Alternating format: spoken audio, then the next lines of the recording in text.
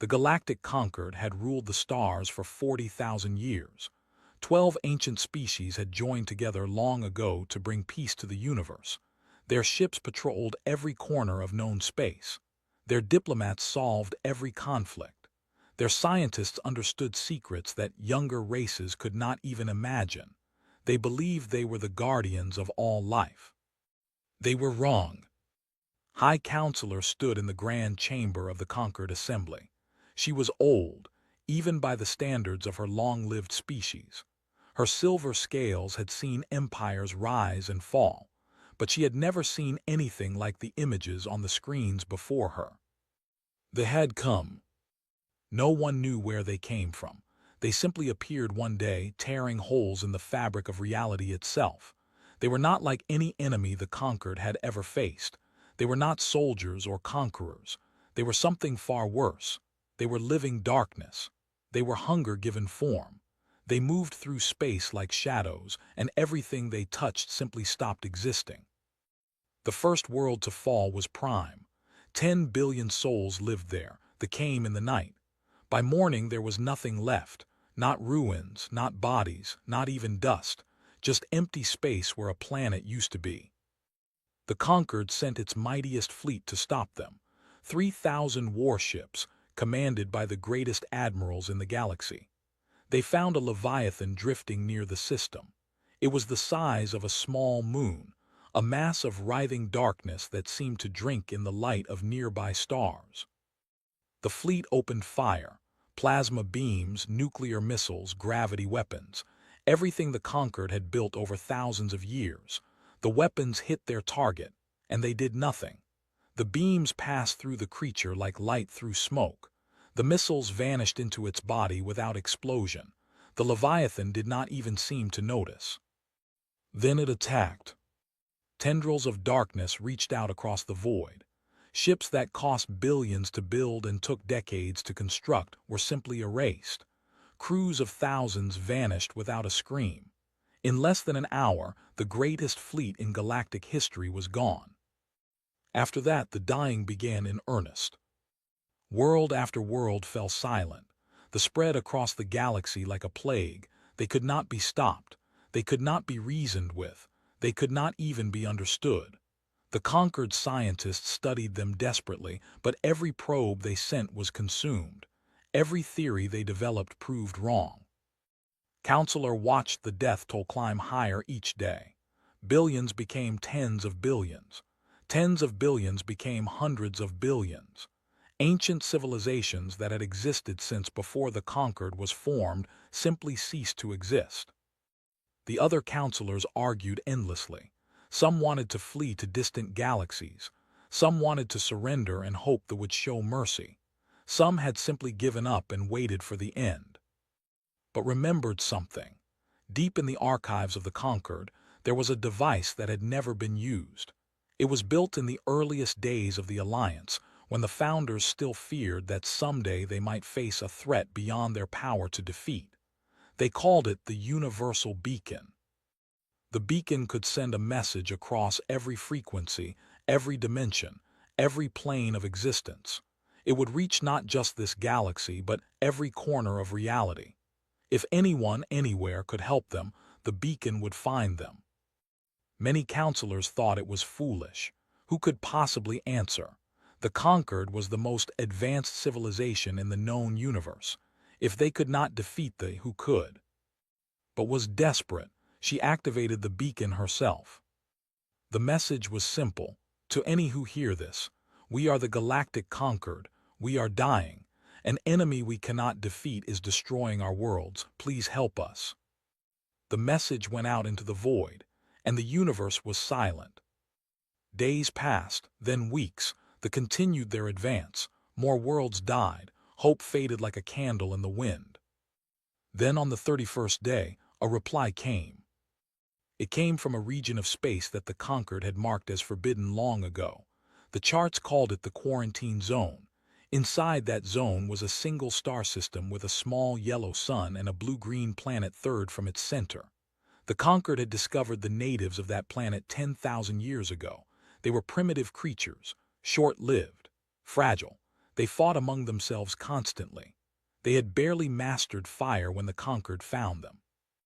The Conquered had debated what to do with them. Some wanted to uplift them, to teach them the ways of advanced civilization. Others wanted to study them like animals in a zoo. In the end, they simply built a barrier around the entire system and forgot about them. The primitives were not worth the trouble. The species was called human. Counselor read the reply with trembling hands. The message was short and direct. Message received. We have analyzed your data on the enemy, calculating transit vectors now. Estimated arrival time 4 standard days. Hold the line, we are coming. The other counselors did not believe it. The humans, those primitive creatures from the quarantine zone, they had been isolated for 10,000 years. They probably still lived in caves and hunted with spears. What could they possibly do against the... But notice something strange in the message. The humans had said they analyzed the data. That meant they had technology advanced enough to decode Conquered transmissions. They mentioned transit vectors. That meant they had faster-than-light travel, and they spoke with a confidence that seemed almost impossible given the situation. She ordered her archivists to search for any recent information on the human species. What they found made her blood run cold. The quarantine barrier had been damaged in a cosmic storm 300 years ago. For 3 centuries, the humans had been free to observe the galaxy, and they had been very busy. The archivists found traces of human activity across dozens of systems, hidden outposts, concealed sensor networks, ships that moved too fast to track. The humans had been watching the Conquered for hundreds of years, learning, preparing, and building something in the darkness beyond known space. Counselor stared at the star map. Somewhere out there, the species they had dismissed as primitive was coming to save them. She did not know what they would bring. She did not know if they could succeed. But for the first time in months, she felt something she had almost forgotten. Hope. Deep beneath the surface of Earth's moon, Admiral stood in the war room of Unified Terran Command. She was a small woman with gray hair and calm eyes that had seen more battles than she could count. Around her, dozens of officers watched holographic displays that showed the death of a galaxy. Red dots marked worlds that had fallen to the... There were so many red dots now that parts of the map looked like they were bleeding. Blue dots showed the remaining Conquered forces, scattered and retreating. The numbers told a simple story. The galaxy was dying. General, a large man with a face, broke the silence. They ignored us for 10,000 years. They put a wall around our entire solar system like we were animals in a cage. They called us primitives. And now they are begging, said another officer. Admiral raised her hand. The room went quiet. I understand your anger, she said. The Conquered treated us poorly. They decided we were not worth their time. They locked us away and forgot about us. She paused and looked around the room. But that is not the question we must answer today. The question is simple. Do we watch billions die when we have the power to save them? No one spoke. We have spent 300 years preparing for this moment, continued. We built our fleet in secret. We developed weapons that the Conquered cannot imagine. We trained our soldiers to fight enemies that should be impossible to defeat. We did all this because we knew that someday, something would threaten not just us but everyone. She pointed at the map. That day has come. They do not care that the Conquered was cruel to us. They do not care about politics or history. They will consume everything in their path, and when they finish with the Conquered, they will come for us. General nodded slowly. So we fight. We fight, Admiral agreed. Not for revenge, not for recognition. We fight because it is the right thing to do. We fight because that is what humans do. The vote was taken. It was unanimous. Within hours, the signal went out to every hidden base in the solar system and beyond.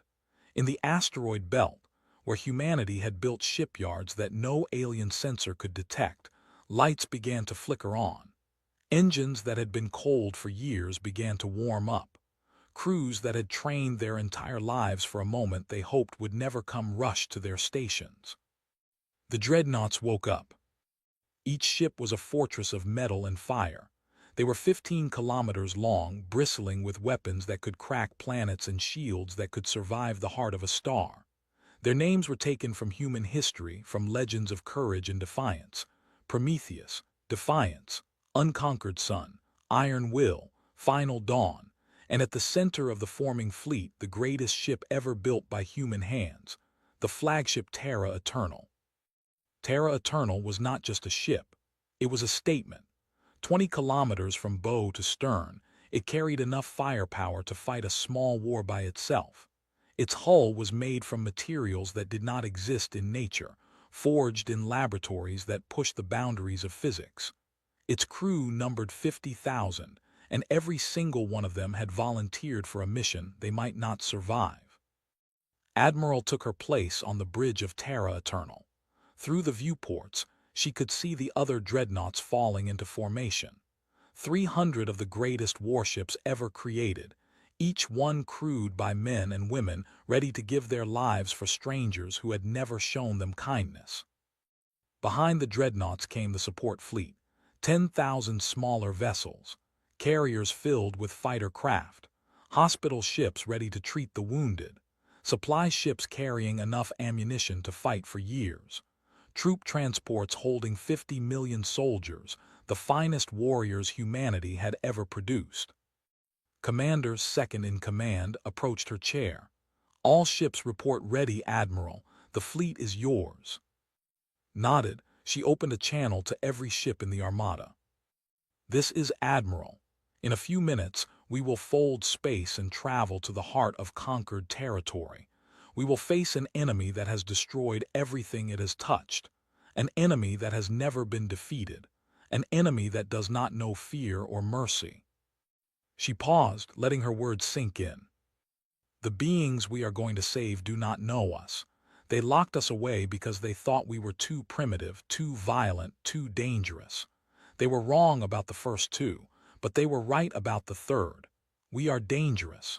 We are the most dangerous species this galaxy has ever seen, and today we will prove it." The crew of Terra Eternal stood. In ships across the fleet, humans of every nation and background felt the same fire building in their hearts. "The universe sent a cry for help," continued. "They did not know who would answer. They did not know that for 300 years we have been watching, learning, and preparing. They did not know that when the darkness came, humanity would be ready." She took a deep breath. "All ships engage fold drives. Let us go and introduce ourselves." The fold drives were humanity's greatest achievement. While the conquered used warp engines that pushed ships through space, the fold drive simply stepped around it. One moment you were in one place. The next moment you were somewhere else, as if the distance between had never existed. Space began to ripple around the fleet. Reality bent and twisted as 300 dreadnoughts and 10,000 support ships prepared to cross half a galaxy in an instant. Then, with a flash of light that briefly the sun, the human armada vanished from the Sol system. On Earth, people looked up at the sky. They knew what had just happened. Their sons and daughters, their brothers and sisters, their mothers and fathers, had just left to save a galaxy that had abandoned them. Some prayed, some cried. Some simply stood in silence, proud of what humanity had become. Far away, in the dying heart of the conquered, the survivors of 100 fallen worlds waited for a miracle. They did not know that their miracle was already on its way. They did not know that 300 mountains of human steel and fury were folding through space toward them. They did not know that help was coming. But they would learn, very soon.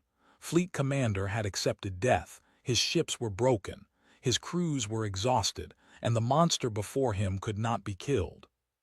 The Battle of Prime had lasted for 3 days. 800 conquered warships had gathered here for a final stand. It was the largest fleet the conquered had assembled since the war began. Military leaders had believed that if they combined their strength, they might finally hurt a Leviathan. They were wrong. The Leviathan hung in space like a wound in reality. It was the size of a small moon, a mass of writhing darkness that seemed to swallow the light from nearby stars. Had watched it destroy half his fleet without apparent effort. His weapons did nothing. His shields meant nothing. His ships were simply being erased, one by one. Now less than 300 vessels remained, clustered around the planet they had sworn to protect. Prime was home to 4 billion souls. When the fleet fell, they would be next. Looked at the faces of his bridge crew. They were afraid, but they had not run. They would die fighting as conquered officers should. He was proud of them. All ships, he said quietly, prepare for final engagement. It has been an honor to serve with you. Then the sky split open. It was like watching reality tear itself apart. A crack of pure white light appeared behind the Leviathan, and from that crack came ships. Ships unlike anything had ever seen. They were massive beyond belief, each one dwarfing the largest conquered vessel like a mountain dwarfs a stone. They emerged in perfect formation, one after another, until 300 giants filled the void. Sensor officer made a sound that was half gasp, half prayer. "Commander, I am reading weapon systems on those ships that should not exist. Power signatures that exceed anything in our databases. What are they?" Before could answer, his communication system activated. A human voice filled the bridge, calm and confident. "Conquered Fleet, this is Admiral of the Terran Armada. We received your distress call. We suggest you pull back and let us handle this." The Terran Armada, the humans, the primitives from the quarantine zone, they had actually come. Stared at the impossible ships before him. "Admiral, we appreciate your assistance, but our weapons cannot harm this creature. What can you possibly do that we have not tried?" He could almost hear the smile in her response. "Watch and learn." The dreadnought at the front of the human formation was named Prometheus. It was 15 kilometers of gleaming metal and hidden death. As the Leviathan turned toward these new arrivals, Prometheus opened fire. A beam of light erupted from the human ship, but it was not like any weapon had seen before. It burned with the intensity of a star. It was, he would later learn, exactly that. The humans called it a stellar lance. They had found a way to capture the fire of suns and focus it into a weapon. The beam struck the Leviathan. For the first time in the entire war, a screamed. The sound was not heard in space. There was no air to carry it, but every being within 1,000 kilometers felt it in their minds. A cry of shock and pain and something that might have been fear. The Leviathan, the immortal monster that had destroyed worlds without effort, was burning. The human fleet moved like a single organism. More stellar lances fired from a dozen ships, pinning the Leviathan in place with walls of artificial sunlight. Then came the torpedoes. The humans called them reality anchors. They struck the Leviathan and detonated, and wherever they hit, the creature became solid. Its darkness became matter. Its immunity became weakness. It could no longer shift between dimensions. It could no longer let attacks pass through its form. It was trapped in normal space. And in normal space, it could be killed. Human fighter craft swarmed out of carrier ships by the thousands. They were small and fast and piloted by men and women whose minds were directly linked to their machines. They dove into the gaps in the Leviathan's form, deploying charges that collapsed its internal structure. They died by the hundreds, but they never stopped coming. The great dreadnoughts continued their assault. Prometheus, Defiance, Iron Will, they fired again and again, their weapons tearing chunks out of the creature that had seemed so invincible. The Leviathan thrashed and screamed, trying to escape, trying to flee back to whatever dimension had spawned it. But the reality anchors held it firm. It took 3 hours. When it was over, the Leviathan was dead. Its massive corpse drifted in space, already beginning to dissolve. Around it, the human fleet regrouped, battered but unbroken. They had lost ships. They had lost lives, but they had won. sat in his command chair, unable to speak.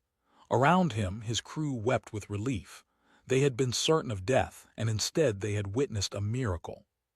His communication system activated again. "Conquered fleet, the threat is neutralized. We are dispatching medical and engineering teams to assist with your wounded and damaged vessels. Please provide coordinates for any civilian populations that require evacuation." The humans were not just warriors realized. They were rescuers. They had come not just to fight but to help. Within hours, human shuttles filled the space around the conquered fleet.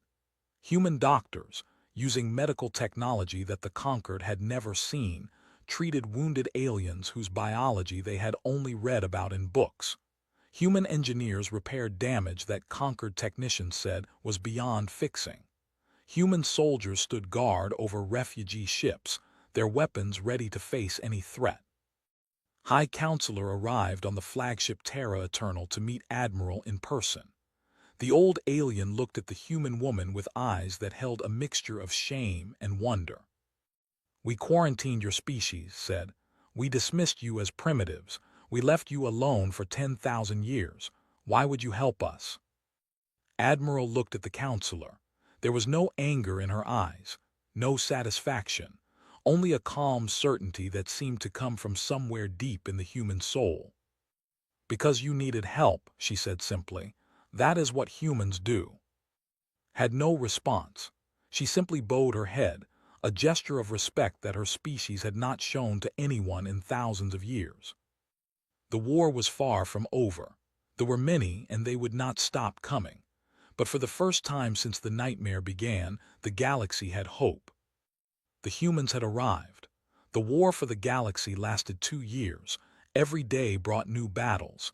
Every week brought new losses. And through it all, humanity refused to break. Admiral stood in the command center of Terra Eternal, studying the galaxy map. So much had changed since they arrived. The scattered survivors of the conquered had around the human fleet. Species that had not fought a war in centuries now trained alongside human soldiers. Scientists from a dozen worlds worked together in laboratories aboard human ships, searching for new ways to hurt the. But the enemy was vast. The Leviathan they killed at Prime was just one of hundreds. Smaller creatures numbered in the thousands. And they kept coming, pouring through dimensional rifts that opened without warning across the galaxy. Commander approached with a status report. His face was tired. Everyone was tired now. "The 7th Fleet reports another rift opening near the system. 3 Leviathans and approximately 200 lesser entities. Fleet Commander is engaging."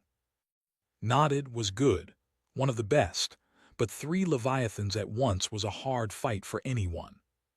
"Send the unconquered Sun and Defiance to support him, and tell the conquered forces in that sector to evacuate civilians immediately." Hesitated. "Admiral, if we send those ships to, we will have nothing left to defend the supply lines to Prime." "Then we will defend them ourselves." His voice was firm. "Terra Eternal will hold the line until support returns." This was the reality of the war. There was never enough. Never enough ships, never enough soldiers, never enough time. The humans stretched themselves across a galaxy, trying to be everywhere at once, trying to save everyone they could. They could not save everyone. The dreadnought Iron Will died defending a convoy of refugee ships. The convoy held 3 million civilians from 6 different species, fleeing a world that was about to be consumed. A Leviathan appeared from nowhere, directly in their path. Iron Will moved to intercept. Captain knew his ship could not win. One dreadnought against a Leviathan with no support was suicide. But if he ran, 3 million innocent beings would die. He did not run. Iron Will fought for 4 hours. It destroyed 200 lesser. It wounded the Leviathan badly enough that the creature could not pursue the convoy. And when its weapons were empty and its shields were failing, Captain ordered his crew to overload the reactor. The explosion was visible from 3 star systems away. It tore the Leviathan apart. It bought the convoy enough time to escape. 12,000 humans died on iron will. They died so that 3 million strangers could live. Stories like this happened again and again as the war continued. The unconquered sun was crippled saving a world called Four. The people of Four had once voted to keep humanity quarantined forever. They had called humans dangerous animals who should never be allowed among civilized species. When they came for their world, those same humans fought and bled to protect them. The captain of Unconquered Sun, a woman named Sarah Cole, lost both her legs in the battle. When the survivors of Four came to thank her, she simply smiled. "You were wrong about us," she said, "but that does not mean you deserve to die." The conquered watched all of this with growing amazement. They had spent thousands of years believing they were the most advanced, the most civilized, the most noble species in the universe. Now they saw what true nobility looked like. It looked like humans.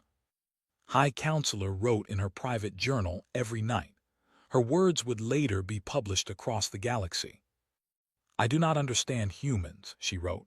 "They are short-lived. A human who lives 100 years is considered old. We live for thousands of years, and yet these brief creatures accomplish more in their short lives than we accomplish in our long ones. They burn so brightly because they know they have so little time." She wrote about human stubbornness, how they refused to retreat even when mathematics said they had already lost, how they held positions that should have been impossible to defend, how they kept fighting through injuries that would have killed any conquered soldier. "Their bodies are fragile," she wrote, "but their spirits are made of something stronger than any material we have ever discovered. They simply will not give up. They do not know how." She wrote about human creativity, how their generals devised strategies that conquered tactical computers called illogical, but which proved devastatingly effective, how their scientists made breakthroughs in days that should have taken decades, how they solved problems by refusing to accept that the problems were unsolvable. "We spent 10,000 years building the greatest civilization in the galaxy," wrote.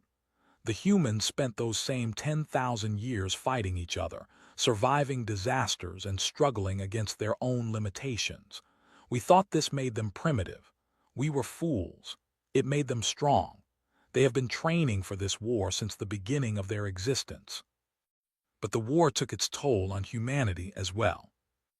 Admiral grew older. The gray in her hair spread. The lines on her face deepened. She had started this war as a warrior. Now she felt like a mourner, carrying the weight of every soldier who had died under her command. She read every casualty report personally. She memorized the names of every ship they lost. At night, when she should have been sleeping, she walked the corridors of Terra Eternal, looking at the faces of her crew, wondering how many of them she would lose tomorrow. Commander found her one night, standing alone in an observation deck, watching the stars. "You should rest, Admiral." "How can I rest when there is still so much to do?" Stood beside her. "The conquered is amazed by us. They think we are fearless.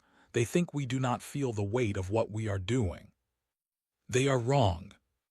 "I know," paused. "I think that is what makes us human. We feel the weight, we carry the fear, and we keep fighting anyway." Was quiet for a long moment, then she nodded. "One more day. That is all we can promise. We will fight one more day and then another, until this war is over or we are all gone." She turned from the window. "Now let us see what tomorrow brings." Tomorrow would bring the discovery that changed everything. The scientists made their discovery on a quiet morning, 2 years into the war. Doctor, the chief researcher aboard Terra Eternal, ran into Admiral's quarters without knocking. Her eyes were wild with excitement and fear. "We found it," she said. "We found where they are coming from." The dimensional rifts were not random. They were not natural events. They all originated from a single point at the very edge of the galaxy, a wound in the fabric of space and time itself, older than the stars. They were not invaders. They were symptoms of this wound. As long as it remained open, they would keep coming. Forever. But the wound could be closed. Human scientists had developed a device called a reality seal. It was based on the same technology as their reality anchor torpedoes, but on an unimaginably larger scale. If they could place it at the heart of the wound, it would close the rift permanently. They would be cut off from their source. Without new creatures emerging, the remaining ones could be hunted down and destroyed. There was one problem. The wound was defended. Dozens of leviathans surrounded it, along with thousands of lesser. They swirled around the rift like antibodies protecting an infection. Any fleet that tried to reach it would be destroyed. Admiral studied the sensor data for a long time. Then she looked up at her officers. "Prepare the fleet for final deployment." Commander stepped forward. "Admiral, this is a suicide mission. Even with everything we have left, we cannot fight through that many enemies. Anyone who goes will not come back." "I know," his voice was steady. "That is why we will call for volunteers only." The call went out across the human fleet. The response was immediate. Every single ship volunteered, every single soldier, every single crew member. When asked who would die to save the galaxy, all of humanity raised their hands. In the end, she took 93 dreadnoughts and 3,000 support vessels. It was everything they had left. The rest would stay behind to protect the civilians and continue the fight if they failed. But they would not fail. The night before departure, something unexpected happened. Conquered ships began arriving at the rally point. Warships from all 12 elder species, battered and worn from 2 years of war, formed up alongside the human fleet. High Counselor appeared on admirals. "You taught us something, Admiral. You taught us that some things are worth dying for. If humanity goes to face the end, the conquered will stand beside you." Smiled. It was the first time she had smiled in months. "Welcome to the party, Counselor." The combined fleet set out at dawn. The journey to the wound took 3 days. 3 days of silence and preparation. 3 days of goodbyes sent home and prayers whispered in the dark. Humans and aliens walked the corridors together, sharing meals and stories. The differences that had separated them for 10,000 years seemed small now. They were all just people going to face the same darkness. They reached the wound on the morning of the 4th day. It was worse than the sensors had shown. The wound hung in space like a tear in reality, a spiral of pure darkness that seemed to pull at the soul. Around it swirled the greatest concentration I've ever seen. Dozens of leviathans, thousands of lesser creatures, enough darkness to swallow stars. Admiral stood on the bridge of Terra Eternal. Her crew was silent. Everyone knew what was coming. "All ships," she said quietly, "this is what we came for. On my command we push for the center. We do not stop. We do not turn back. Whatever happens, the device reaches the wound. That is all that matters." She took a breath. "Begin attack."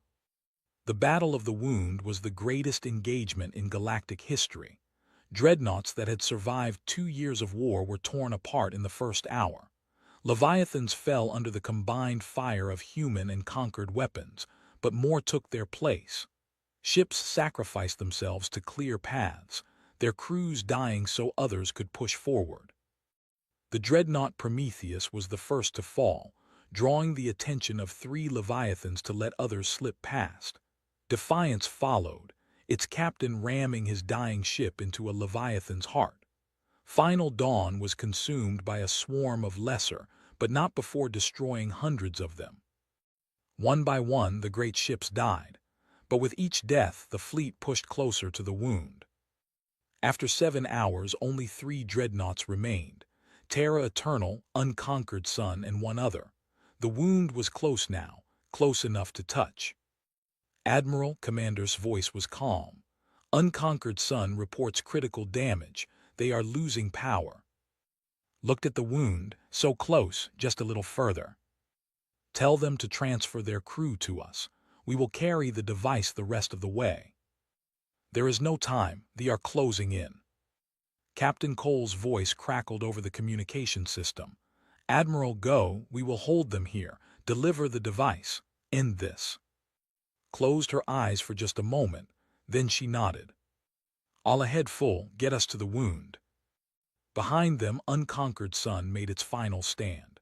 Captain Cole, still missing both her legs, commanded from her chair as her ship fought the entire swarm alone. They lasted 11 minutes. Long enough. Terra Eternal reached the heart of the wound. Around them, reality screamed. The fabric of existence itself seemed to resist their presence, but the human ship pushed through. Deploy the device, ordered. The reality seal launched from Terra Eternal's hold. It struck the center of the wound and activated. Light exploded outward, pure and clean and impossibly bright. The wound began to close. The screamed. Cut off from their source, they began to dissolve. The leviathans thrashed and faded. The lesser creatures simply vanished like shadows in sunlight. But the wound was collapsing, and Terra Eternal was still inside. Commander looked at Admiral. We cannot escape in time. I know, watched the light spread across the dying wound, but we won. The wound closed. Terra Eternal, and everyone aboard, vanished with it. The galaxy survived. In the years that followed, monuments rose on 1,000 worlds. The names of human ships were taught to children of every species. The phrase, "hold the line," became universal, spoken in 100 languages. On Earth, in a garden built where the old command center once stood, a simple stone marker bore an inscription that visitors came from across